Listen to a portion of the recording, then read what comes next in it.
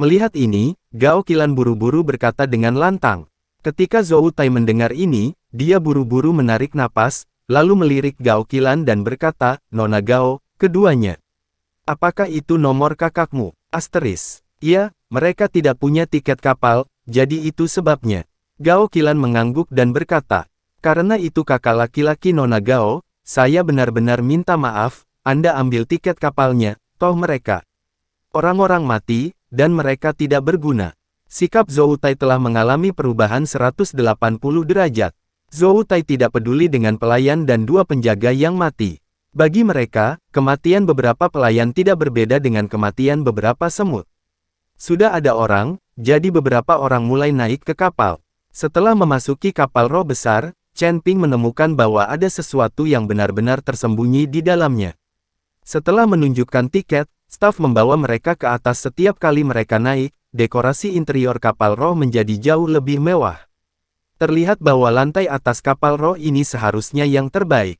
Chen Ping dan yang lainnya berhenti ketika mereka mencapai lantai 5, dan kemudian pemandu menemukan kamar mereka.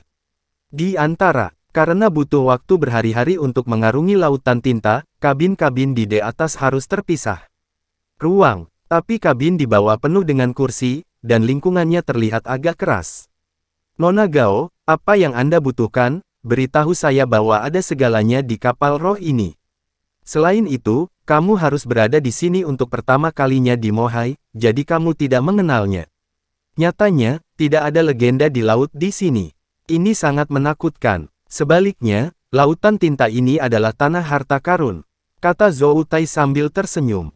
"Tanah harta karun." Gao Qilan bingung. Tentu saja, ini adalah rumor yang sangat berbahaya di laut, jadi hanya sedikit orang yang datang ke sini, justru karena dengan cara ini, berbagai harta karun di daerah Mohai tidak ditemukan. Jika tidak ada gelombang besar di Mohai beberapa waktu yang lalu, beberapa harta hanyut ke pantai dan diambil oleh orang-orang, sehingga banyak orang tidak akan datang untuk berburu harta karun.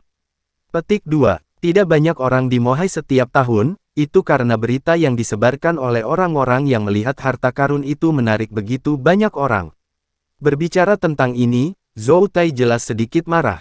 "Menurut apa yang kamu katakan, bukankah ini harta yang sangat besar di dalam laut?" Chen Ping bertanya. Tentu saja ada harta karun yang sangat besar di lautan tinta, tapi aku belum pernah melihat siapapun ke lautan tinta. Yang paling banyak adalah mengambil kapal roh, menyelamatkan beberapa harta terapung, atau pergi ke pulau di lingkaran laut untuk mencari peluang. Siapapun yang berani pergi ke laut sedang mencari kematian, dan sama sekali tidak ada kemungkinan untuk selamat. Zhou Tai mengangguk dan berkata, "Lalu mengapa dikatakan bahwa kapal roh tenggelam 2 hari yang lalu?" Melihat bahwa Zhou Tai sangat mengenal Mohai, Ji Yun buru-buru bertanya, dia ingin tahu apakah sesuatu benar-benar terjadi pada ayahnya. "Aku juga pernah mendengar tentang masalah ini. Ada hal-hal yang selalu berubah di lautan tinta, dan ada banyak monster di lautan tinta. Jika kapal roh tenggelam, itu juga mungkin terjadi. Kalau tidak, mengapa ada lingkaran sihir besar di kapal roh ini, dan tiketnya sangat mahal? Tapi jangan khawatir, kapal roh kami adalah kapal roh terbesar. Meskipun tiketnya mahal, itu juga yang paling aman. Selain itu, Anda tidak akan salah jika mengikuti saya. Ini bukan pertama kalinya saya memakai kami telah menyeberang lautan tinta." Zhou Tai meyakinkan dengan wajah percaya diri, jelas dia berbicara untuk didengar Gao Qilan, dia ingin menunjukkan dirinya di depan Gao Qilan.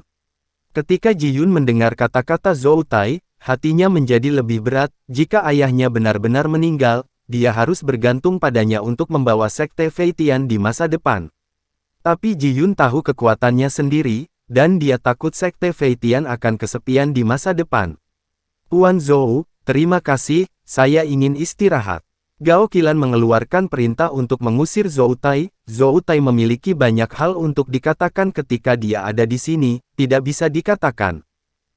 "Nona Gao, istirahat dulu, nanti aku akan mengajakmu bermain di geladak, meskipun laut di sini gelap.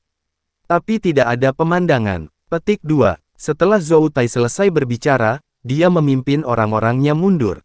Setelah Zhou Tai pergi, Gao Qilan menatap Chen Ping dan bertanya, "Chen Ping, bagaimana jika aku wanitamu?" Apakah Anda masih membiarkan saya menjual rona saya untuk membelikan Anda tiket kapal?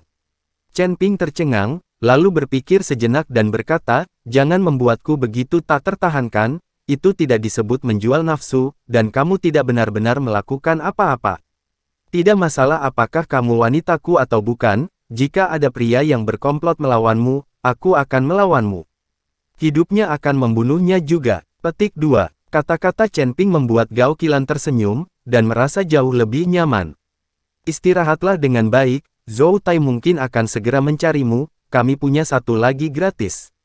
Bukankah itu hebat, pemandu wisata? Kata Chen Ping sambil tersenyum. Gao Qilan melirik Chen Ping, ingat, aku mendekati Zhou Tai itu hanya untukmu. Jika Zhou Tai itu melakukan sesuatu padaku, aku tidak akan memaafkanmu. Jangan khawatir, jika dia berani melakukannya gerakan salah satu jarimu, dan aku akan membuatnya mati. Janji Chen Ping. Meskipun Zhou Tai berada di puncak alam fusi, Chen Ping tidak takut lagi. Chen Ping mengikuti Ji Yun dan pergi, biarkan Gao Qilan beristirahat dengan baik. Kamu tidak perlu terlalu sedih, sekarang apakah ayahmu benar-benar sudah meninggal? Tidak ada yang bisa mengatakan dengan pasti, katakanlah.